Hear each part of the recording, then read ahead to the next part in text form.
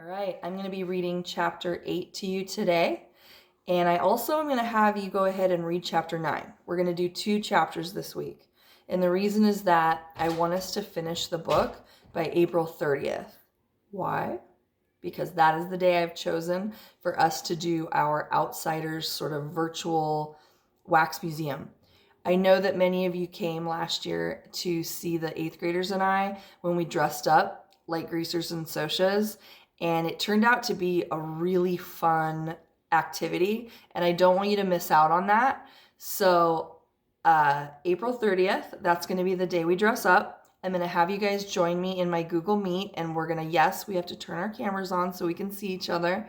I'm also going to have you take a picture of yourself and share it with me so I can use it for just to kind of remember you guys by, but also because I want to put together a little collage of pictures. And although the fun of dressing up is reward in itself, I realize you may need a little prompting. So I'm going to be offering some really good summative points if you are willing to play along and dress up like one of your favorite Outsiders characters. You can choose Pony Boy, Randy, Bob, Cherry, Two-Bit, I don't care. You could also be a general, Soch, or greaser if you wish. So that's really up to you. It's pretty easy to dress up, and I think you'll be able to find some stuff around your house to be either a greaser or a Soch. I found some great ideas on Pinterest if you need a little help. I'm sure your parents can help as well, because although they didn't grow up in that time period, their parents, your grandparents, probably did. So, and if all else fails, ask Morgan Batraw, because she's an expert on the 40s and 50s. All right, here we go. We're on page 119. Chapter 8, Poor Johnny is in the hospital. The nurses wouldn't let us see Johnny. He was in critical condition. No visitors. But Two-Bit wouldn't take no for an answer. That was his buddy in there, and he aimed to see him. We both begged and pleaded, but we were getting nowhere until the doctor found out what was going on. Let them go in, he said to the nurse. He's been asking for them. It can't hurt now. Two-Bit didn't notice the expression in his voice. It's true, I thought numbly. He is dying. We went in practically on tiptoe because the quietness of the hospital scared us. Johnny was lying still, with his eyes closed, but when Two-Bit said, "Hey, Johnny kid," he opened them and looked at us, trying to grin. "Hey, y'all." The nurse, who was pulling the shades open, smiled and said, "So he can talk, after all." Two-Bit looked around. "They treating you okay, kid?" "Don't," Johnny gasped. "Don't let me put enough grease on my hair." "Don't talk," Two-Bit said, pulling up a chair. "Just listen. We'll have you some hair grease next time, or bring you some hair grease next time. We're having the big rumble tonight." Johnny's huge black eyes widened a little, but he didn't say anything. "It's too bad you and Dally can't be in it. It's the first big rumble we've had, not counting the time we whipped Shepard's outfit." "He came by," Johnny said. "Tim Shepard?" Johnny nodded. "Came to see Dally." Tim and Dallas had always been buddies. "Did you know you got your name in the paper for being a hero?" There's the unlikely heroes.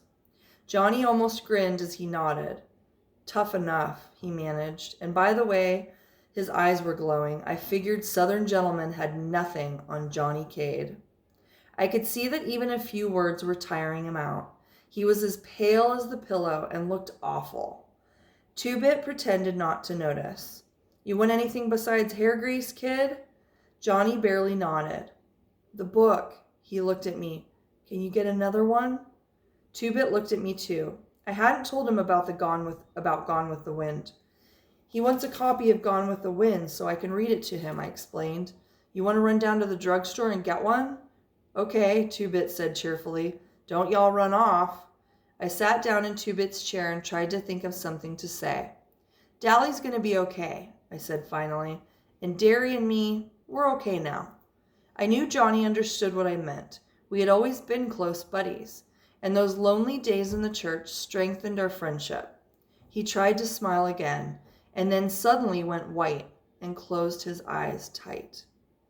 Johnny, I said, alarmed, are you okay? He nodded, keeping his eyes closed. Yeah, it just hurts sometimes. It usually don't. I can't feel anything below the middle of my back. He lay breathing heavily for a moment. I'm pretty bad off, ain't I, Pony?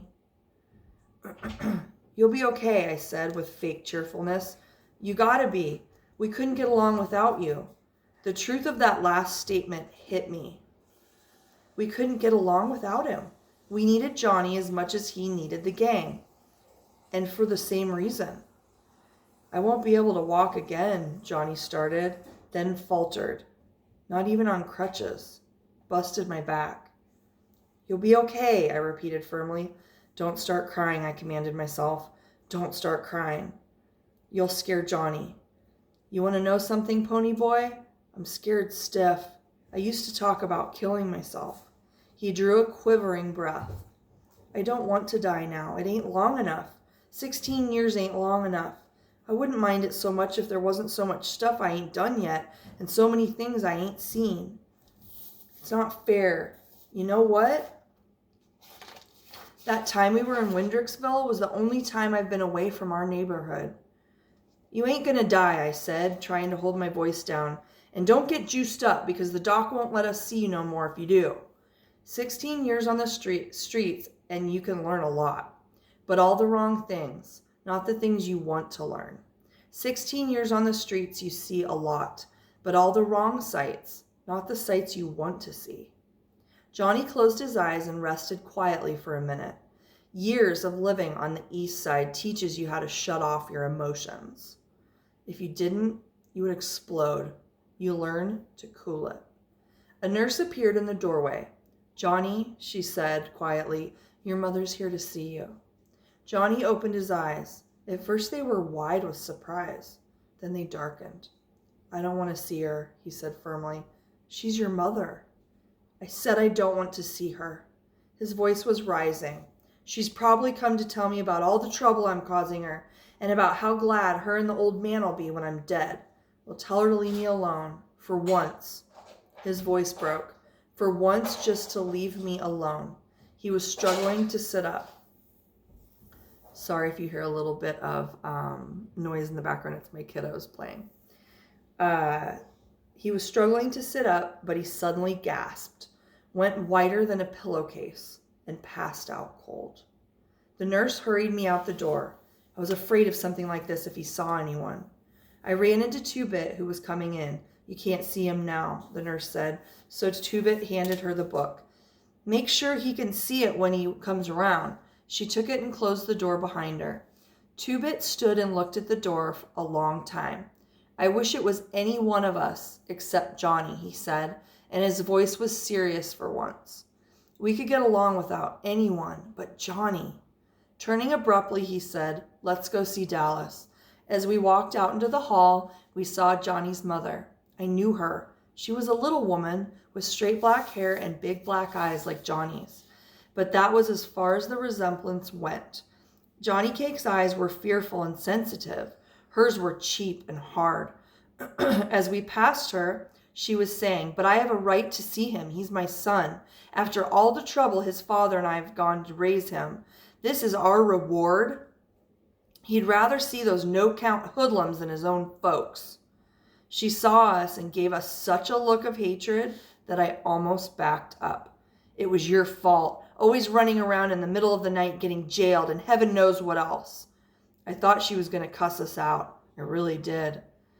And you guys, I want to pause for a moment and talk about this. So to Johnny right now, she's calling them just a bunch of hoodlums and saying that he doesn't want to see his own folks. But to Johnny, who are his folks? Who are his people? Who's his family? It's really the hoodlums, right? It's his gang because his parents have never shown any care for him. He can be out all night and they don't even notice.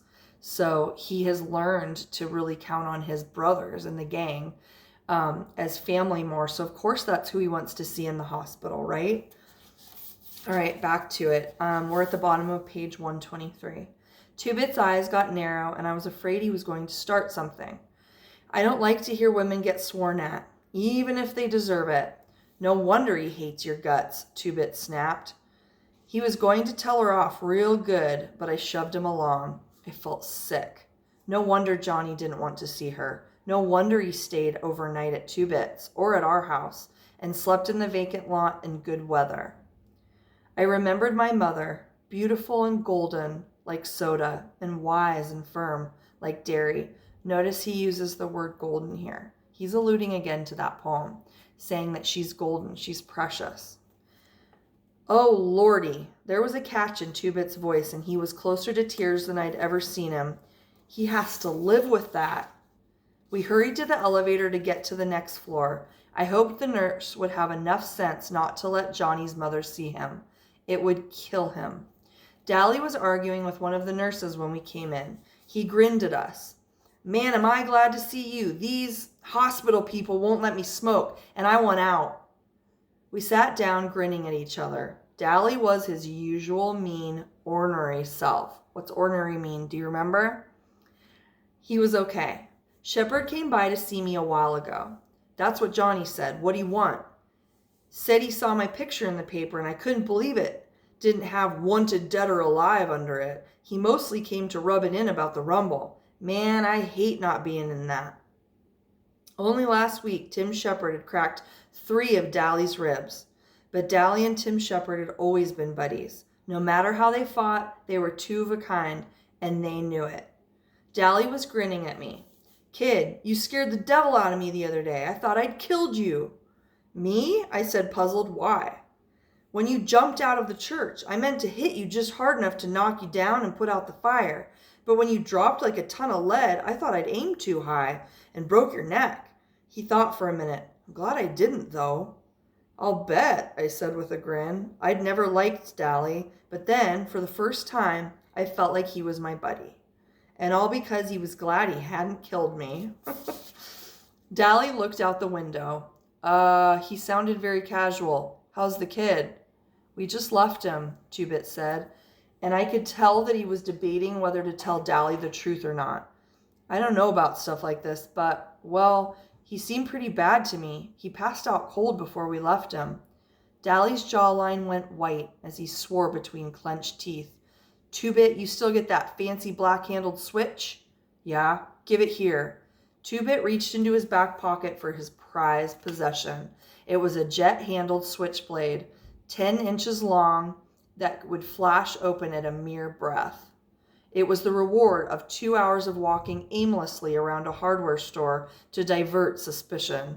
He kept it razor sharp. As far as I knew, he had never pulled it on anyone. He used his plain pocket knife when he needed a blade, but it was his showpiece, his pride and joy. Every time he ran into a new hood, he pulled it out and showed off with it. Dally knew how much that knife meant to Two-Bit, and if he needed a blade bad enough to ask for it, well, he needed a blade. That was all there was to it. Two-Bit handed it over to Dally without a moment's hesitation. We gotta win that fight tonight, Dally said. His voice was hard. We gotta get even with the Socs for Johnny. He put the switchblade under his pillow and lay back, staring at the ceiling. We left. We knew better than to talk to Dally when his eyes were blazing and he was in a mood like that. We decided to catch a bus home. I just didn't feel much like walking or trying to hitch a ride. Two-Bit left me sitting on the bench at the bus stop while he went to a gas station to buy some cigarettes. I was kind of sick to my stomach and sort of groggy. I was nearly asleep when I felt someone's hand on my forehead. I almost jumped out of my skin. Two-Bit was looking down at me worriedly. You feel okay? You're awful hot. I'm all right, I said, and when he looked at me as if he didn't believe me, I got a little panicky. Don't tell Derry, okay? Come on, Two-Bit, be a buddy. I'll be well by tonight. I'll take a bunch of aspirins. All right, Two-Bit said reluctantly, but Derry'll kill me if you're really sick and go ahead and fight anyway. I'm okay, I said, getting a little angry, and if you keep your mouth shut, Derry won't know a thing. You know something? Two-Bit said as we were riding home on the bus. You'd think you could get away with murder living with your big brother and all, but Derry's stricter with you than your folks were, ain't he? Yeah, I said, but they'd raised 2 boys before me. Derry hasn't. You know, the only thing that keeps Derry from being a Soc is us. I know, I said. I had known it for a long time. In spite of not having much money, the only reason Derry couldn't be a soc was us. Remember, he keeps his hair real clean cut and he's very responsible. The gang, me and Soda. Derry was too smart to be a greaser. I don't know how I knew, I just did. I was kind of sorry. I was silent most of the way home. I was thinking about the rumble. I had a sick feeling in my stomach and it wasn't from being ill. It was the same kind of helplessness I'd felt the night Derry yelled at me for going to sleep in the lot. I had the same deathly fear that something was going to happen that none of us could stop. As we got off the bus, I finally said it. Tonight, I don't like it one bit. Two-Bit pretended not to understand. I never knew you to play chicken in a rumble before, not even when you was a little kid. I knew he was trying to make me mad, but I took the bait anyway. I ain't chicken, Two-Bit Matthews, and you know it, I said angrily. Ain't I a Curtis, same as Soda and Derry? Two-Bit couldn't deny this, so I went on. I mean, I got an awful feeling something's going to happen. Something is going to happen. We're going to stomp the Socia's guts. That's what. Two-Bit knew what I meant, but doggedly, there's another one of your vocabulary words. Shh. Hold on, guys. Hold on. Chips like color. You're eating spicy chips? Ooh, my 8th graders like those too. All right, guys, go back over to the other room and be nice and quiet for me. Uh-oh, where was I? Sorry, guys. Mom, can I have a Cheeto? Can I have a You Cheeto? can hold. You gotta hold on. I'm almost done reading this chapter, and then I'll get them for you. Okay? You gotta stay there. I'm gonna have some chips. Uh-huh. Sorry, you guys. Oh my goodness, I cannot find where I am. Oh, yeah. Two-Bit couldn't deny this, so I went on. I mean, I got an awful feeling something's gonna happen. Oh, no, I already read that. Two-Bit knew what I meant, but doggedly pretended not to. He seemed to feel that if you said something was all right, it immediately was, no matter what. He's been that way all his life, and I don't expect he'll change. Soda Pop would have understood, and we would have tried to figure it out together. But Two-Bit just isn't Soda, not by a long shot. Cherry Valance was sitting in her Corvette by the vacant lot when we came by. Her long hair was pinned up, and in daylight she was even better looking. That Stingray was one tough car, a bright red one. It was cool. Hi, Ponyboy, she said. Hi, Two-Bit. Two-Bit stopped. Apparently Cherry had shown up there before during the week Johnny and I had spent in Windricksville. What's up with the big times? She tightened the strings on her ski jacket. They play your way. No weapons, fair deal, your rules. You sure? She nodded. Randy told me. He knows for sure. Two-Bit turned and started home. Thanks, Cherry. Ponyboy, stay a minute, Cherry said. Remember, guys. All right, take those in the other room. Koa, can you help her? Take them in the other room so I can have some quiet. Sure you can. Come here, Lena. Sorry, guys. I'm just going to stop and do this for her. I treated them to a bag of Cheetos. They don't ever get to eat this kind of stuff. But they're having a treat, and I don't want to have to edit the video later and splice it together in an app. So bear with me. Okay. So remember, guys, Cherry is offered to be a spy. So she went and kind of got some dirt to find out how the Socias plan to fight. Are they going to fight dirty, or is it literally going to be skin, which is like hand to hand instead of using knives and bottles and who knows what else. Ponyboy, stay a minute, Cherry said. I'm on the top of 128. I stopped and went back to her car. Randy's not going to show up at the Rumble. Yeah, I said, I know. He's not scared. He's just sick of fighting. Bob. She swallowed, then went on quietly. Bob was his best buddy since grade school. I thought of Soda and Steve. What if one of them saw the other killed? Would that make them stop fighting? No, I thought. Maybe it would make Soda stop, but not Steve. He'd go on hating and fighting. Maybe that was what Bob would have done if it had been Randy instead of him. How's Johnny? Not so good, I said. Will you go up and see him? She shook her head. No, I couldn't. Why not? I demanded. It was the least she could do. It was her boyfriend who caused it all. And then I stopped. Her boyfriend. I couldn't, she said in a quiet, desperate voice. He killed Bob. Oh, maybe Bob asked for it. I know he did, but I couldn't ever look at the person who killed him.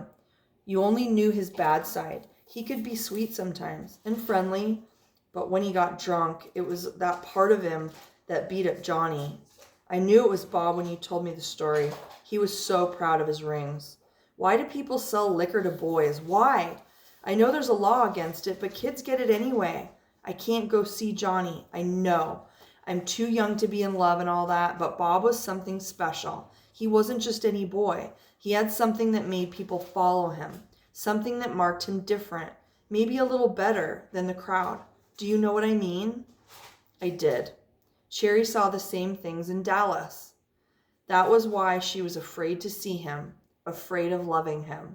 I knew what she meant, all right, but she also meant she wouldn't go see Johnny because he had killed Bob. That's okay, I said sharply. It wasn't Johnny's fault Bob was a booze hound and Cherry went for boys who were bound for trouble. I wouldn't want you to see him. You're a traitor to your own kind and not loyal to us. Do you think your spying for us makes up for the fact that you're sitting there in a Corvette while my brother drops out of school to get a job? Don't you ever feel sorry for us. Don't you ever try to give us handouts and then feel high and mighty about it. I started to turn and walk off, but something in Cherry's face made me stop. I was ashamed. I can't stand to see girls cry. She wasn't crying, but she was close to it. I wasn't trying to give you charity, Pony Boy. I only wanted to help. I liked you from the start, the way you talked. You're a nice kid, Pony Boy. Do you realize how scarce nice kids are nowadays? Wouldn't you try to help me if you could? I would. I'd help her and Randy both if I could. Hey, I said suddenly, can you see the sunset real good from the west side? She blinked, startled, then smiled. Real good. You can see it good from the east side, too, I said quietly. Thanks, Pony Boy. She smiled through her tears. You dig, okay? She had green eyes. I went on, walking home slowly.